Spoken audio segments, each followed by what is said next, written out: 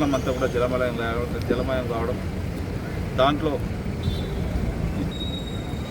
కొన్ని సంవత్సరాల నుంచి పెండింగ్లో ఉండి నానుస్తూ వచ్చినటువంటి పనిని ఈ మధ్యకాలంలో చేపట్టడం జరిగింది.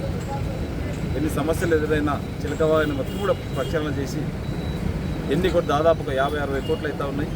అయినా సరే గౌరవ ముఖ్యమంత్రి గారితో ఫండ్స్ తీసుకొచ్చి చిలకవాగు ప్రక్షాళన చేసినప్పుడే తాండూరుకి ఎంత పెద్ద వర్షం పడ్డా ఇబ్బంది ఉండదు.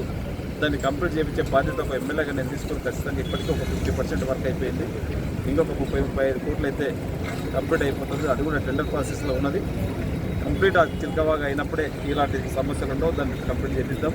ఇంకా కూడా కానివ్వండి, ఇంటర్నల్ సీసీ రోడ్సే కానివ్వండి, చాలా శిథిలావస్థలో అయినటువంటి మున్సిపాలిటీని ఇప్పటికే దాదాపు ఒక 20-30 కోట్లతోని అన్ని డ్రైన్సే కానివ్వండి, కొల్లచెరువే కానివ్వండి, ఈరోజు 1 by 1 ఒకటి చేయడం జరుగుతూ ఉన్నది.